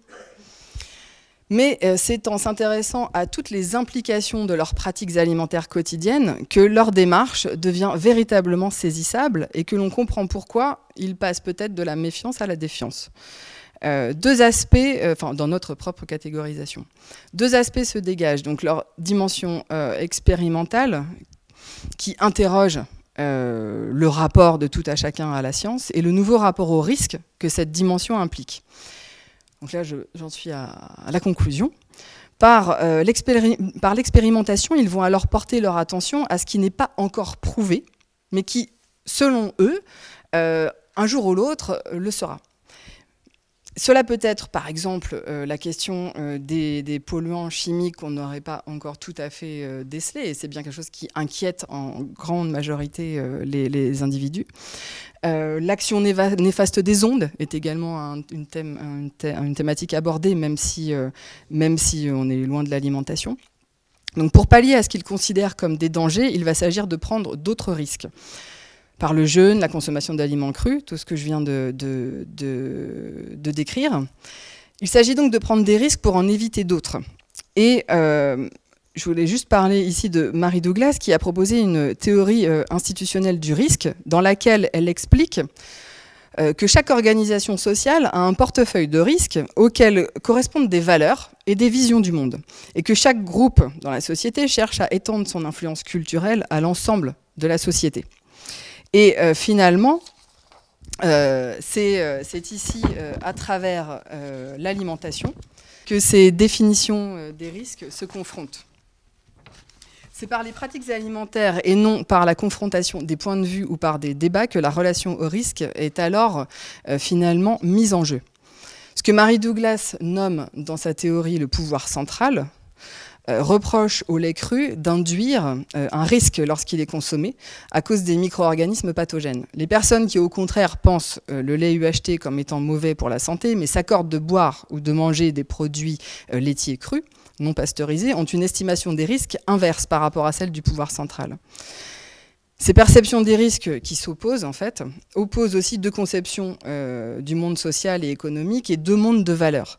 Choisir l'une ou l'autre, en fait, de ces conceptions socio-économiques a des conséquences sur le rapport que l'on entretient, finalement, au vivant. C'est-à-dire une relation qui peut être d'exploitation ou une relation d'alliance, un rapport de domination ou de cohabitation, d'extermination ou d'interaction. La façon dont on consomme le lait renvoie finalement, aussi banal que ce choix puisse être, ici à des postures face au monde, dont la dimension politique est de grande importance et qui questionnent finalement notre modernité dans ses fondements et qui agissent aussi profondément dans l'individualité de nos enquêtés. Pour ces enquêtés, il s'agit donc d'expérimenter plutôt que de faire confiance. Expérimenter par soi-même. Et dans cette perspective expérimentale, il y a la possibilité d'accéder à un savoir qu'ils pensent pouvoir par la suite partager avec leur entourage, avec les leurs. La mise en place de ces régimes, finalement aux conséquences incertaines, ont donc leur rationalité propre, qui ne peut être réduite à une volonté de s'optimiser individuellement. Elle est également conçue comme une façon, finalement, de s'engager dans la société. Alors, ils évitent certes la scène politique classique, mais sans pour autant que l'on puisse déduire de leur retranchement sur leur sphère intime, comme on a vu, c'est des personnes qui vont être plutôt retranchées, qu'ils se désengagent totalement de la chose politique. Ces démarches qui passent par l'alimentation sont moins visibles sur le plan politique qu'un militantisme classique, s'attaquant directement à ce qu'ils contestent par des manifestations, des actions, des diffusions d'idées. Là, c'est en testant des pratiques et en assumant certains risques, certaines souffrances, certaines conséquences, que c'est de cette manière-là qu'ils font, d'une certaine manière, œuvre de politique et qu'ils donnent du sens, en tout cas, au monde qui les entoure, et ça leur permet à ce moment-là, de se défier de la société, de se défier de la société. Je vous remercie de votre attention. J'espère que je n'ai pas été trop longue. Y a-t-il des questions? Oui, au fond de la salle. Bonjour Olivier Dauvert. Merci à tous les deux. Vous nous avez aidé à mettre des mots sur un phénomène qui est très important dans notre relation à l'alimentation et qui a des conséquences aussi sur les circuits de distribution, sur les industriels, sur le premier maillon qui est la chaîne agricole. Donc une fois qu'on a bien compris et mieux compris les sources de cette méfiance et la manière dont elle peut s'incarner, comment peut-on espérer en sortir ? Puisque c'est une chose de constater, ça n'est une autre de se dire sur quel levier, avec quelles actions, avec quel discours, avec quelle caution, je ne sais, parce que là, j'en appelle à vous, on peut espérer que le niveau de confiance dans l'alimentation remonte. Vous avez 2 heures, bien sûr. Claude. C'est à moi, ça. Oui, bah, tiens, je commence.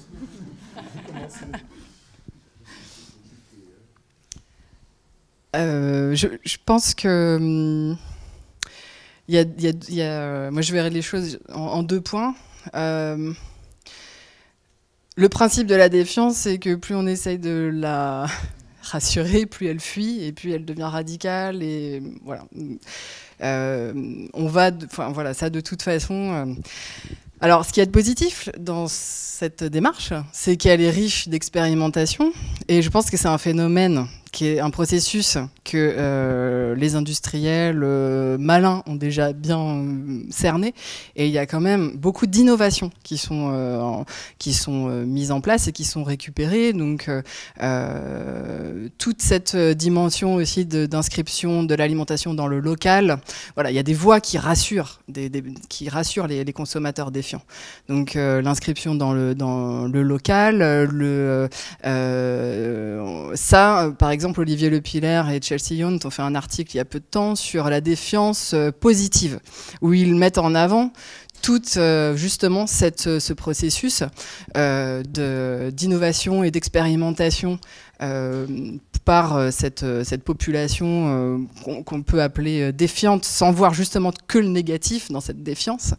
Et je pense qu'on peut, l'industrie peut rassurer en étant à l'écoute de ces innovations. Après, voilà, il reste le point que les défiants restent radicaux et qu'on peut toujours peut-être envisager que même ça, les subterfuges ne rassurent pas, puisque le principe c'est d'exclure de manière catégorique.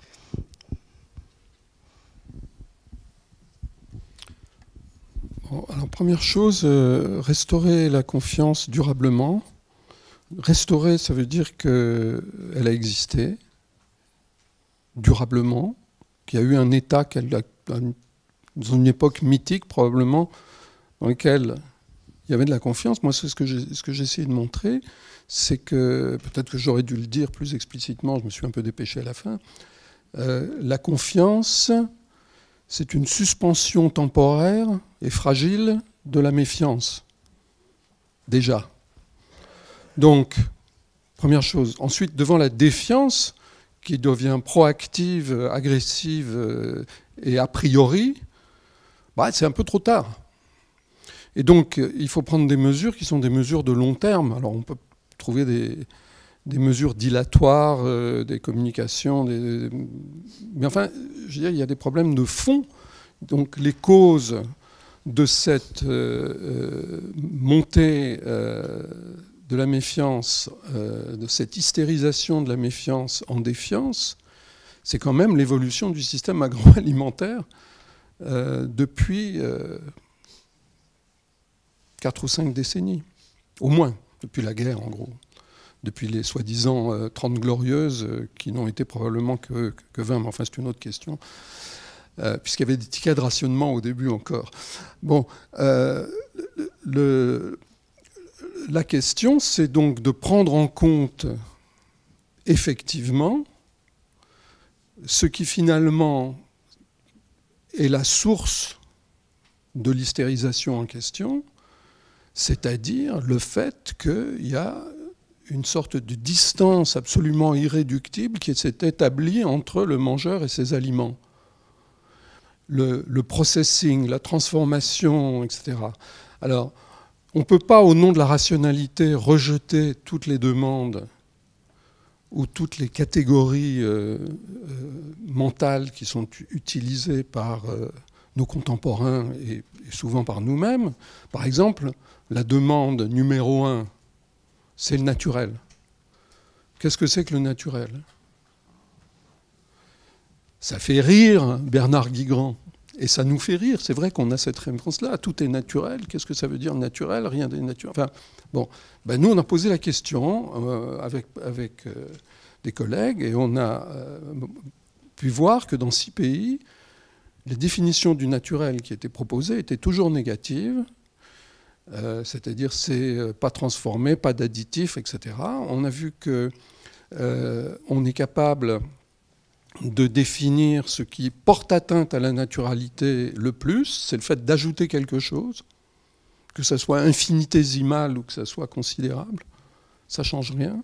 Que si vous enlevez ce que vous avez ajouté dans une expérience en pensée qu'on fait faire aux interviewés, si on leur dit, bon d'accord, on a ajouté un truc, ça a fait baisser la naturalité d'un pourcentage considérable dans ce que vous nous dites, maintenant supposons qu'on soit capable d'enlever ce qu'on a rajouté, est-ce que ça a fait remonter la naturalité? Boum, ça l'a fait descendre encore plus.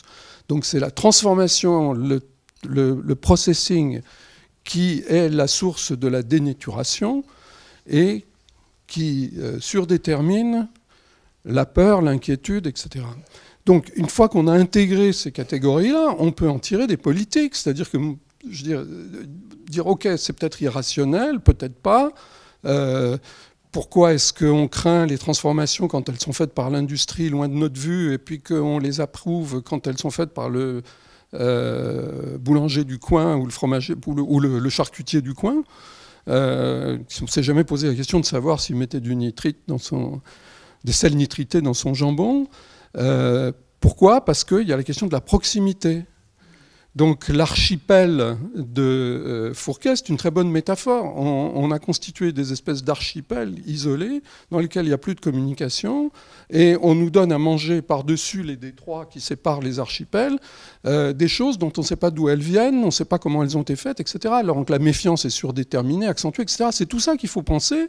C'est pour ça que je dis qu'il faut penser stratégique et pas plus seulement tactique, mais je sais bien qu'on a des impératifs quotidiens quand on est dans l'action, mais c'est ça qu'il faut arriver à penser, c'est-à-dire comment faire pour, passez-moi l'expression, comme disait quelqu'un que j'interviewais, il faut bridger le gap.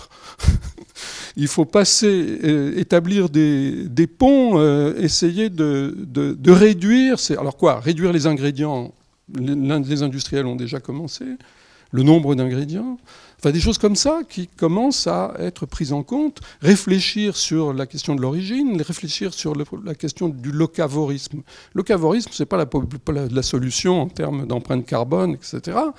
Ce qui est très significatif en fait pour les consommateurs, c'est l'idée de proximité. Alors Estelle Masson a un papier là, qui va sortir avec des collaborateurs, où elle montre très bien qu'avec des boulangers paysans, qu'elles ont interviewé, le facteur positif, c'est la proximité, mais ce n'est pas une proximité géographique, c'est une proximité, si j'ose dire, sociale, affective, c'est-à-dire que la main qui vous nourrit, j'allais dire, on la connaît.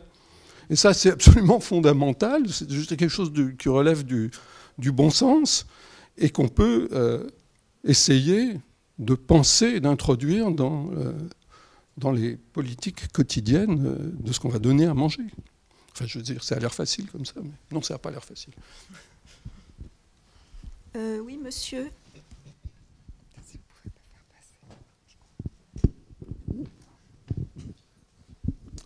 Oui, Jean de Carvazoué.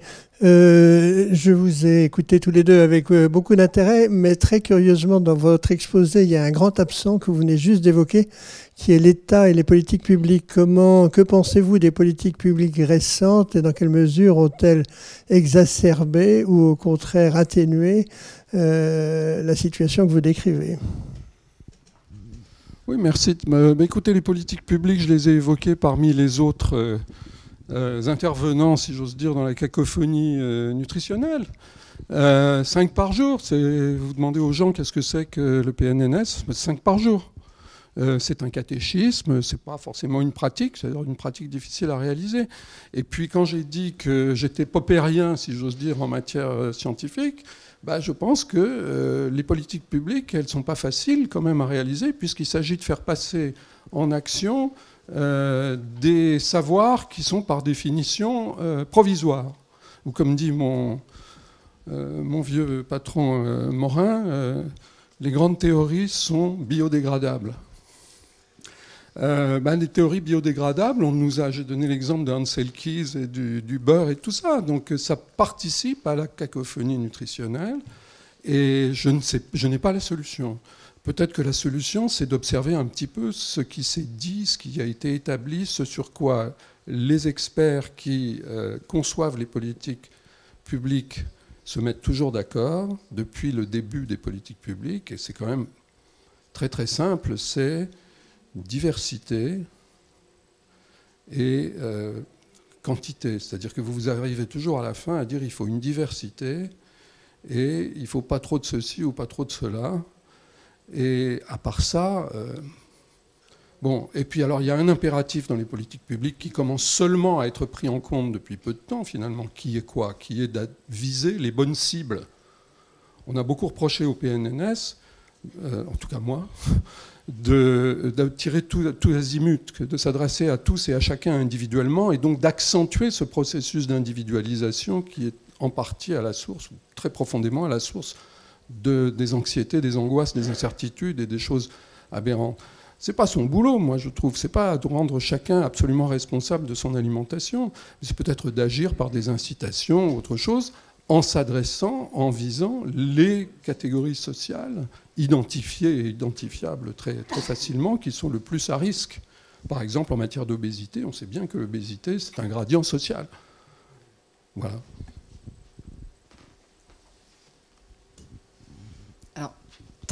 Je vais répondre brièvement. Ayant fait un focus sur tout ce qui était consommation du lait, des produits laitiers, par rapport aux politiques, aux recommandations, on va dire, et je pense là surtout aux recommandations du PNNS, il y a les dernières recommandations qui ont fait du bruit dans le milieu des personnes que je rencontrais, car elles allaient un peu dans leur sens. Et par rapport à des profils défiants, il m'a semblé que ça pouvait, là, pour le coup, remporter une certaine adhésion. J'étais moi-même surprise parce que je vais pas dire que je l'ai trouvé plus si défiant que ça, mais c'était le fait d'avoir donc réduit les recommandations en termes d'apport quotidien pour les adultes en produits laitiers, mais je pense également à l'insertion des légumineuses également, le fait de réduire les portions en viande, en charcuterie. Tout ça, c'est des choses qui sont allées à la rencontre, qui ont fait écho aux postures en fait qu'avaient les personnes que j'ai rencontrées sur l'alimentation et sur leur choix alimentaire. Et là, il y avait certainement, il y a eu quelque chose, une rencontre intéressante à ce niveau-là. Merci. Oui, monsieur. Bernard Valluy, pour avoir travaillé avec Claude sur le gluten et puis sur l'éviction du gluten. J'ai deux questions. La première, c'est ce que vous avez souligné dans les études de cas, c'est la relation très forte entre l'éviction du lait et l'éviction du gluten. Donc, comment vous le voyez, sur les cas que vous avez analysés et à quelle croyance ça se réfère. Puis la deuxième question, c'est le fait qu'aujourd'hui, la méfiance qui était essentiellement basé sur un problème de santé, est aujourd'hui avec un moteur environnement, qui est bien sûr bien lié avec la santé, mais qui est la fabrication des produits au niveau de l'agriculture. Et est-ce que cet élément-là, aujourd'hui, est susceptible de faire bouger le curseur, en quelque sorte, de la défiance, et comment on peut y remédier ? Alors, pour la première question, la convergence lait-gluten dans les évictions, effectivement, elle se constate. J'ai pas les chiffres sur moi, mais il y a une forte... quand on évite le lait, on évite souvent le gluten. L'origine, c'est sur. Il me semble qu'il y a. On est sur le registre là du nutritionnel, de la nutrition, de toutes ces évictions sont souvent initiées suite à une maladie, ou du moins une sensation de maladie, ou simplement des inconforts physiques. Donc on est surtout sur un registre de nutrition, dans le sens où on va, voilà, c'est pas par goût, c'est pour essayer d'améliorer certains symptômes. Et là, on a plutôt une littérature que consultent les gens qui vont aller vers une association de ces deux, voilà, d'éviter ces deux protéines. Et c'est des protéines plus sensibilisantes, etc. Et du coup, ça se retrouve effectivement dans ces démarches. Quand on cherche à améliorer les choses, ça va être ces protéines-là qui vont avoir tendance à être évitées. Donc ça, c'est plus vraiment pour la défiance quand elle se base sur une question d'ordre nutritionnel et de santé. C'était quoi déjà la deuxième question ? La dimension environnement. Ah oui, bon, alors la dimension environnement, c'est vrai qu'on n'en a peut-être pas assez explicitement parlé. Il y a 800 communes, je crois, en France, qui ont fait passer quelque chose. Pardon ? Les zones non traitées. Oui, alors il y a les zones non traitées, etc. Bon, voilà, en effet. Donc on voit bien la manifestation, là vraiment c'est plus infrapolitique, c'est l'émergence à ciel ouvert, si j'ose dire, de la préoccupation, pour le dire de façon modérée, vis-à-vis des pesticides.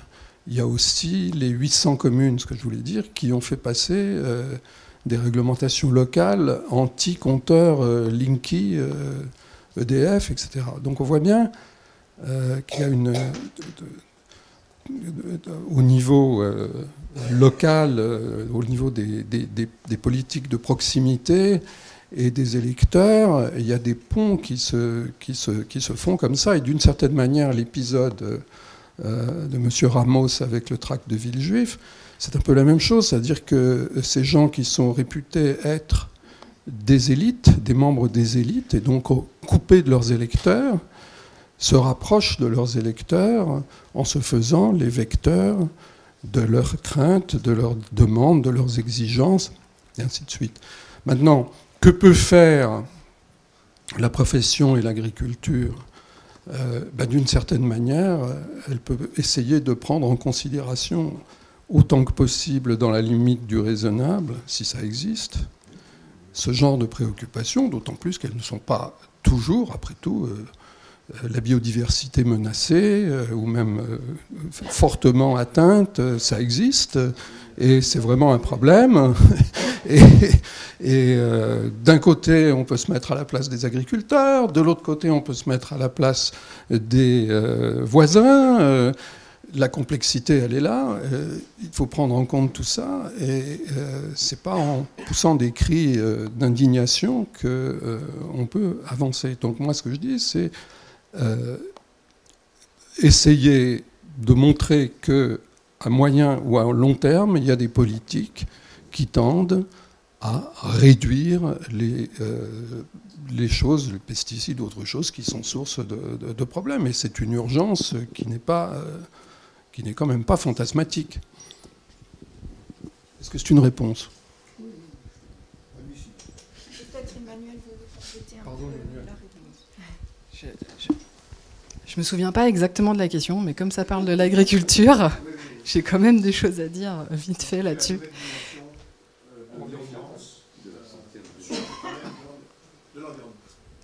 D'accord. Ok. En fait, ce que je voulais dire, c'est que y a une partie de l'agriculture, on le sait bien, qui est en lien aussi avec ces demandes, ces aspirations par rapport à ne serait-ce que la bio déjà au départ.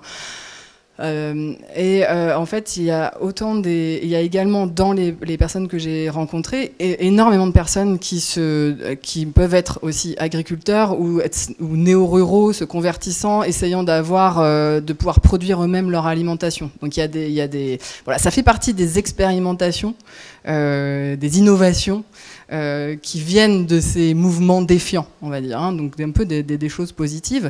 Et après, pour être allé me balader un peu chez des agriculteurs, plus dans le conventionnel, ce qui est intéressant, c'est que ils rencontrent des soucis sur leurs exploitations qui les poussent, quoi qu'il en soit, à se poser des questions sur leur méthode d'agriculture. Et là, je pense notamment à tout ce qui est mise en place de réflexion autour de l'agroécologie, qui est aujourd'hui complètement enseignée dans de nombreuses écoles d'agriculture. Voilà, a priori, les agriculteurs ont besoin de se mettre à l'agroécologie. Et en fait, il y a énormément de liens entre les idées qui vont être développées par certaines personnes défiantes que j'ai pu décrire, et cette nouvelle agriculture, notamment par rapport à cette préoccupation quant à la perte de la biodiversité, voilà, surtout cette notion de diversité, la question de l'influence de l'agriculture sur le microbiote humain également, ce qu'on produit, quelle influence ça va avoir sur ce qu'on va manger. Donc il y a des échos très très forts entre, en tout cas, la manière dont certains agriculteurs essayent de répondre à des problèmes et la manière dont ces personnes en alimentation vont expérimenter des choses. Il y a des passerelles énormes. Voilà. Donc ça ne répond pas exactement à votre question, mais c'est dans la thématique. On a une question d'internaute, et après Bernard. Alors, ce n'est pas une question, ce sera 3 questions, mais qui se regroupent un peu, des questions un peu statistiques. Alors, a-t-on une idée de la part de la population que représentent les défiants? Et a-t-on étudié ce sujet auprès des mineurs? Et enfin, observons-nous une défiance plus importante du consommateur français par rapport aux autres consommateurs européens? Et si oui, comment l'expliquer? Merci.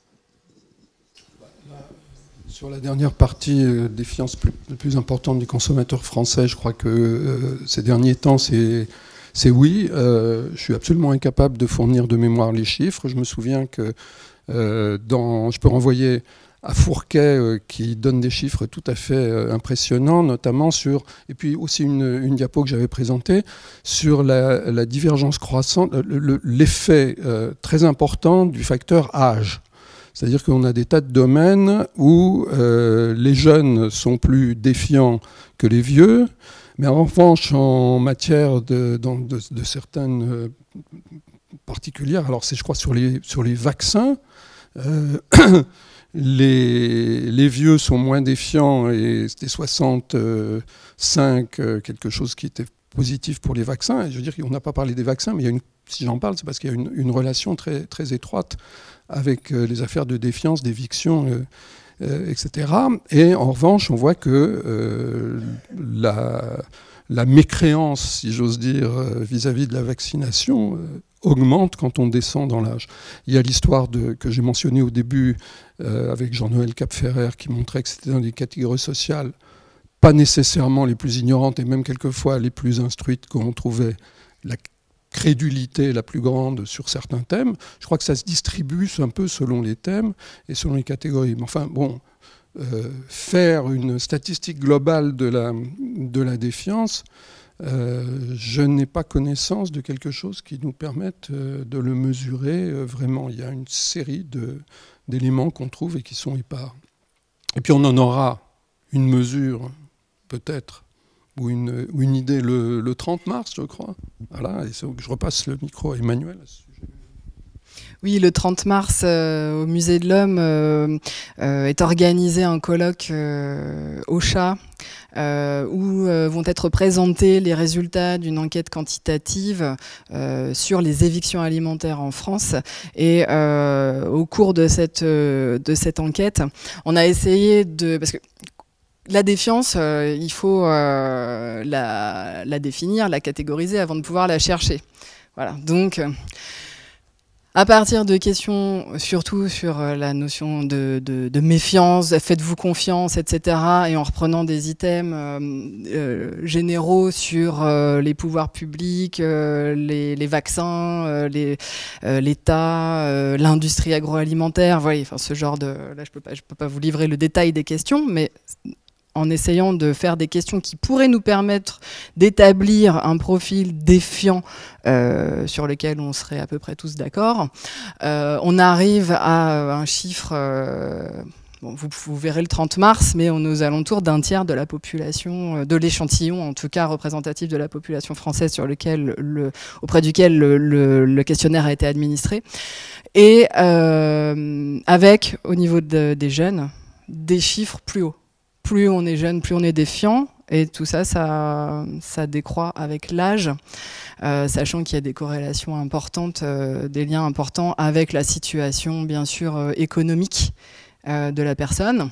Donc ça, c'est un biais important. Et les anciens sont plus optimistes que les jeunes. Donc voilà, toutes les questions relatives au pessimisme et à l'optimisme qui venaient du coup alimenter ce profil défiant se retrouvent aussi dans cette démarcation entre classes d'âge. Oui, je voulais vous poser la même question sur la représentativité des sujets que vous avez étudiés. Bon, vous venez de répondre. Je me demande s'il n'y a pas quand même des degrés dans la défiance. Parce que quand même, entre votre premier cas, Annabelle, avec quand même... solide, hein, et les autres, il y a peut-être quand même des différences. Et c'est pour aborder la question qui a été posée sur qu'est-ce qu'on peut faire. Effectivement, il y a certainement une fraction de la population qui, de toute façon, sera totalement imperméable à toutes les actions qu'on pourra mener. Le problème, vous avez dit que ces sujets faisaient partie des engagés, les engagés dans les catégories, dans les typologies qu'on voit habituellement, sont très loin d'être majoritaires. Ils représentent une quinzaine de % à peu près. Hein. Alors, le degré dans la défiance, autrement dit, entre la méfiance et la défiance, il y a quand même tous les intermédiaires possibles, ce qui veut dire que probablement, il y a une grande partie de la population qui est susceptible de modifier son attitude en fonction de ce qu'on pourra lui proposer comme changement, comme vient de l'indiquer Claude. Ça, ça doit pousser effectivement les institutions, l'agroalimentaire, l'agriculture, etc., à faire les efforts qu'ils commencent maintenant. Bon. Et puis alors, une petite remarque de quelqu'un de très vieux. Dans les années 60, c'était le discours de Trémolière. Et puis, ça a disparu et ça revenu plus tard à cause, à l'occasion de toutes les crises qu'on a connues et que tu as détaillées. Moi, je reprends le dernier point, là, ce que tu as dit avec Trémolière. C'est profondément juste et ça m'amène finalement à formuler ça. La question centrale, un peu dans la lignée de Trémolière. L'idée de Trémolière, c'est l'alimentation, c'est un lien entre les hommes. C'était le point de vue chrétien, rompre le pain, c'est la main qui donne, l'échange, etc. Bon. Et là, on est dans une situation, ce que j'ai essayé de décrire, où c'est plus ça du tout, c'est la question de faire le bon choix. Moi, je dois faire le bon choix. Je dois éviter tous les dangers, les obstacles, protéger les miens. Enfin, on a ça dans Annabelle, on a ça, que ce soit dans la purification ou dans d'autres choses, c'est des cas extrêmes. La question qu'il faudra poser à Emmanuel, c'est peut-être le niveau de radicalité des cas que vous avez choisis. Parce que il y a aussi, moi j'entends le discours des maires à la sortie des écoles, quand je vais chercher mon petit-fils, là, j'entends des femmes, classe moyenne, médecins quelquefois, et qui parlent de leur éviction du lait ou de leur intolérance au lactose. Donc il y a des niveaux en effet très, très, très variés. Mais ce qui est absolument fondamental, c'est cette idée de lien, de partage, d'échange, qui est en somme la structure anthropologique du rapport à l'alimentation qui a été longtemps, et qui est encore quand même, il ne faut pas exagérer, mais la structure même du lien, l'un des éléments fondamentaux du lien social. Et cette espèce d'émiettement du lien social, alors là, généralement, avec les îlots, pour prendre la métaphore de Fourquet, qui non seulement ne communiquent plus, mais se voient comme des autres et des adversaires, ou qui s'ignorent complètement quand on voit que dans les métropoles, dit Fourquet, il y a jusqu'à 30% de la population, dans certains coins, qui sont niveau bac plus, avec des revenus élevés, etc. Ils vivent entre eux. Nous vivons entre nous. Et ils ignorent complètement d'autres parties de la population. Voilà. Donc cette espèce d'émiettement social, c'est un petit peu aussi ce qui se passe dans cette individualisation à tout crin du rapport à l'alimentation, avec la responsabilisation comme ça, inquiète et angoissée. Et donc, je veux dire, il s'agit d'établir des liens nouveaux, de reconstruire des liens. Et c'est quand même un travail de long terme. C'est le sens du locavorisme. Alors, le sens de locavorisme, c'est ce que je disais tout à l'heure, c'est la proximité. Oui, absolument. Hein, la proximité qui n'est pas nécessairement et qui n'est même pas essentiellement géographique. C'est pas la dimension géographique qui est la plus importante. C'est ça qui l'a fait et comment. Qui l'a fait, comment, exactement.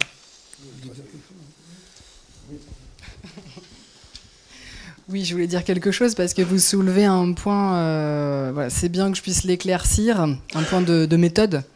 En fait, ma recherche ne vise pas à présenter quelque chose de... critique, hein. Ah non, je sais bien, mais c'est un, comment dire... voilà, faut faire attention. Je ne vise pas la représentativité, etc. L'idée, c'est vraiment de saisir cette chance d'avoir vu cette femme et d'essayer d'isoler là comme une molécule, voilà, qu'on ne sait pas, on ne sait pas où la classer, et essayer de reproduire cette expérience. Alors, c'était très compliqué parce qu'en laboratoire on peut, mais dans la vie de tous les jours, les gens se trimballent pas avec un panneau au-dessus de la tête. Je suis complètement défiant et si vous me poussez à manger du lait, enfin bon voilà, ça n'existe pas. Donc ça a été très très pénible et il a fallu vraiment croire dans cette chose que j'avais vue. Moi aussi, là, il m'a fallu de la conviction. Et voilà. Ensuite, cette enquête Quanti me permet d'avoir un tableau et de situer mes enquêtés, qui sont effectivement des personnes, alors radicales. Je ne sais pas comment le dire. Certes, en tout cas, elles vont très loin dans... elles dépassent à un moment donné un stade où la plupart d'entre nous ne les comprennent plus. Voilà. Ça, c'est clair. Mais la radicalité, ça veut dire quoi? Parce que, en fait, moi, j'ai été surprise de rencontrer des gens qui sont absolument... socialement, en tout cas, il n'y a rien qui dépasse. Je veux dire, c'est des gens très intégrés. Voilà. À part, là, je vous ai présenté des gens qui sont un peu en retrait, qui vont avoir arrêté de travailler, etc. Donc, il y a peut-être là, à ce niveau-là où ça pêche un peu, mais en même temps, il y a une cohérence. Voilà, c'est surtout ce que je voulais insister là-dessus et vous dire que tous les défiants n'évitent pas de manger. Non pas dans l'enquête, vous verrez le 30 mars si vous pouvez venir nous voir. Il n'y a pas de corrélation flagrante entre la défiance et des évictions alimentaires, par exemple. En revanche, chez les gens qui évitent de consommer, on va avoir un taux de défiants un peu plus important. Et dans les gens qui mettent en place des évictions, on a effectivement des niveaux de radicalité. Et moi, ce qui m'a intéressé, c'est juste le moment où on décroche un peu et on va au-delà de ce qui est entendable. Et voilà. Et c'est juste là que je voulais essayer d'expliquer les choses. Oui, bien sûr. Merci pour votre question. Je vais ajouter une chose sur les évictions. Il me semble que très souvent, les évictions sont assez temporaires et elles sont présentées par ceux qui les portent, ceux et celles qui les portent, comme une étape dans leur développement personnel. Mais en réalité, ou en outre, on s'aperçoit que c'est une façon assez simple de gérer le rapport à la cacophonie nutritionnelle. C'est-à-dire que devant cette espèce de fourmillement là, de désordre, de chaos généralisé informationnel, finalement, décider une éviction ou deux, en général une à la fois, mais il y a des corrélations, c'est une façon assez simple de choisir un ordre, un principe d'ordonnancement ou d'organisation dans le comportement alimentaire. Et d'une certaine manière, c'est une réponse symbolique à la cacophonie. Y a-t-il une toute dernière question? Et puis après, dernière question. Ah, je crois que c'était derrière. Ah, non. Je crois que monsieur avait levé la main avant. Alors, oui, Jean-Baptiste Gouard-Lillec. La France fut au début du 19e siècle le berceau des marques. Et la marque, c'était le passage du vrac aux produits vendus à l'unité, etc. Produits de qualité, paraît-il. Aujourd'hui, cette même France serait le berceau du vrac, qui serait l'antithèse de la marque. Est-ce que le vrac, pour vous, c'est une mode, ou ça va se pérenniser?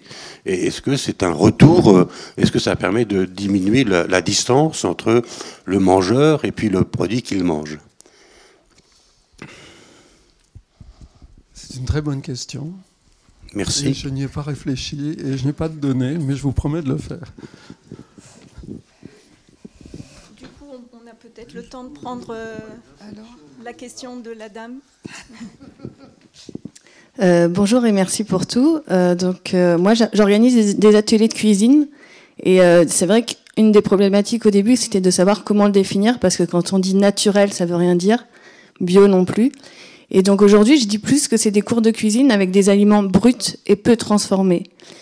Et en fait, moi, mon souhait le plus profond serait que l'industrie actuelle s'oriente petit à petit, toutes les industries agroalimentaires se transforment et savoir si elles en sont capables. En fait, petit à petit, au lieu de nous vendre plein de produits industriels et transformés, de nous apprendre en fait et de nous fournir de plus en plus en produits bruts et peu transformés, et de nous apprendre aussi à les utiliser. Donc, je fais plutôt partie des défiants, peut-être, mais je pense que l'industrie a besoin d'évoluer. Et du coup, la question, c'est est-ce que vous pensez qu'elle en est capable et comment? Est-ce que les industriels qui aujourd'hui sont dans le monde agroalimentaire ont les compétences pour changer ou pas? Bien entendu qu'il faudra qu'elles changent et qu'ils vont changer. Peut-être que ceux qui ne changeront pas disparaîtront. C'est aussi simple que ça. C'est d'ailleurs ce qu'avait dit à son arrivée le patron de Danone. Si nous ne changeons pas, les gens n'achèteront plus nos marques. Il avait dit ça. Alors, à nous de juger si, pour l'instant, il y a suffisamment de changements pour laisser augurer d'un espoir. Mais ce que vous dites, c'est exactement ce que nous avons dit, d'une certaine manière. C'est-à-dire qu'il faut que l'industrie change, il faut que tout le monde change. Et il ne suffit pas de dire que tout ce qu'on réclame est absurde. Je n'ai pas dit autre chose.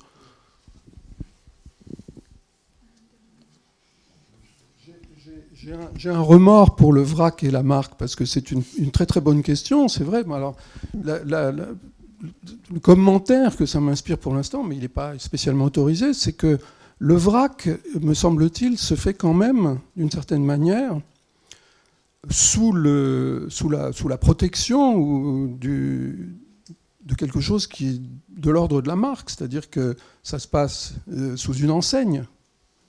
Et cette enseigne elle-même, elle a une identité de marque. Pour l'instant, c'est tout ce que je suis capable de dire. Bien, merci beaucoup. Peut-être 2 mots de conclusion rapidement, même s'il est très difficile de conclure sur un tel sujet. On parle en ce moment beaucoup de ce qu'on appelle la révélation des pratiques, c'est-à-dire les entreprises qui ouvrent leurs usines, les agriculteurs qui ouvrent leur exploitation agricole.